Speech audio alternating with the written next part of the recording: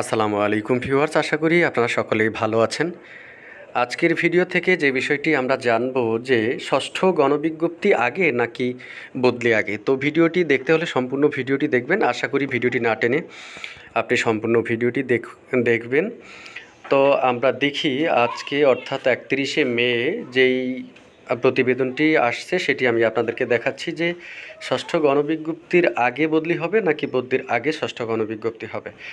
তাহলে চলুন আমরা দেখি যে বেসরকারি শিক্ষা প্রতিষ্ঠানে লক্ষাধিক শূন্য পদ রয়েছে। এই পদগুলো দ্রুত পূরণ করতে চায় সরকার।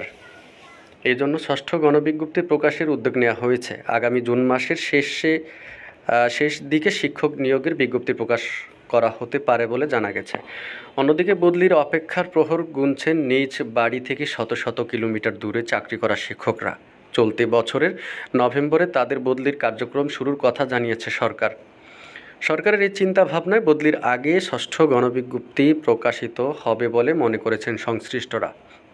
অর্থাৎ এখানে যেটা বলছে যে বদলির আগে ষষ্ঠ গণবিজ্ঞপ্তি প্রকাশিত হবে বলে মনে করছেন সংশ্লিষ্টরা। অর্থাৎ বোঝা যাচ্ছে যে বদলির আগেই ষষ্ঠ গণবিজ্ঞপ্তি প্রকাশ করতে চায় মাধ্যমিক উচ্চশিক্ষা অধিদপ্তর এবং বেসরকারি শিক্ষক নিবন্ধন ও প্রত্যয়ন কর্তৃপক্ষ এনটিআরসি এর কর্মকর্তারা জানিয়েছেন, এমপিও নীতিমালা অনুযায়ী বদলি কার্যক্রম শেষ করার পর শূন্য পদের তথ্য সংগ্রহ করে শিক্ষক নিয়োগের গণবিজ্ঞপ্তি প্রকাশ করা যাবে।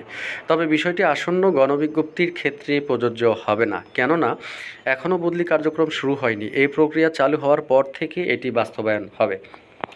নাম অপ্রকাশিত রাখার শর্তে মাওসির এক কর্মকর্তা জানান, বদলি নীতিমালা প্রণয়ন করা হলেও এখনও বদলি কার্যক্রম শুরু হয়নি। ফলে এবার গণবিজ্ঞপ্তি আগে প্রকাশিত হবে, বদলি বিজ্ঞপ্তি পরে হবে। বিষয়টি নিয়ে কোনো সন্দেহের অবকাশ নেই। অর্থাৎ জানাই গেল যে বদলি কার্যক্রমের আগেই কিন্তু ষষ্ঠ গণবিজ্ঞপ্তি প্রকাশ হবে, এমনটি আমরা দেখলাম এখন যেটা বলছেন। তো এদিকে বদলি কার্যক্রম শুরুর আগে গণবিজ্ঞপ্তি প্রকাশ করলে আদালতে রিট করার কথা জানিয়েছেন বদলি প্রত্যাশী শিক্ষকরা। তারা বলছেন, এমপিও নীতিমালা অনুযায়ী আগে বদলি বাস্তবায়ন করতে হবে, এরপর গণবিজ্ঞপ্তি প্রকাশ করতে হবে। এই নিয়মের ব্যত্যয় ঘটলে আদালতের দ্বারস্থ হবেন তারা বলছেন, জুনিয়র শিক্ষক ৯,৩০০ টাকা বেতন পান আর সহকারী শিক্ষকদের বেতন ১২,৫০০ টাকা। এই বেতন দিয়ে নিজ বাড়ি থেকে দূরের প্রতিষ্ঠানে চাকরি করার অধিকাংশ শিক্ষক মানবেতর জীবনযাপন করছেন। তারা নীরবে চোখের জল ফেলছেন। নারী শিক্ষকদের বিবাহ বিচ্ছেদ হয়ে যাচ্ছে। বিষয়গুলো বিবেচনা করে আগে বদলি কার্যক্রম শুরুর দাবি তাদের। এই বিষয়ে বদলি প্রত্যাশী মহাজোটের প্রচার ও মিডিয়া সেলের দায়িত্ব থাকা মোহাম্মদ রাশেদ মোশাররফ বলেন, বদলি নীতিমালা ২০২৪ এর ৩.১৫ অনুযায়ী বদলির পূর্বে কোনো গণবিজ্ঞপ্তি প্রকাশ হলে বদলি প্রত্যাশী মহাজোটের রিট করার নীতিগত সিদ্ধান্ত নিয়েছে। দীর্ঘ ৫৩ বছর পর বদলি নীতিমালা হওয়ার অধিকাংশ ইন্ডেক্সধারী শিক্ষক বদলির প্রহর গুনছেন।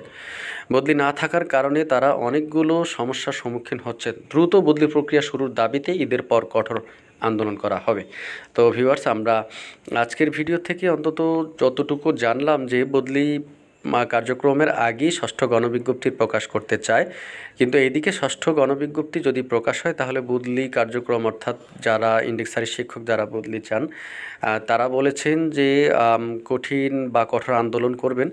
তো দেখা যাক ঈদের পরে আসলে আমরা কোনটি আগে হয়, কি বদলি কার্যক্রম শুরু হয় নাকি আসলে ষষ্ঠ গণবিজ্ঞপ্তি প্রকাশ হয়। তো ভিউয়ার্স, আজকের ভিডিওতে এই ছিল আপনাদের জন্য। এতক্ষণ চ্যানেলের ভিডিও দেখার জন্য আপনাকে অসংখ্য ধন্যবাদ। আল্লাহ হাফেজ।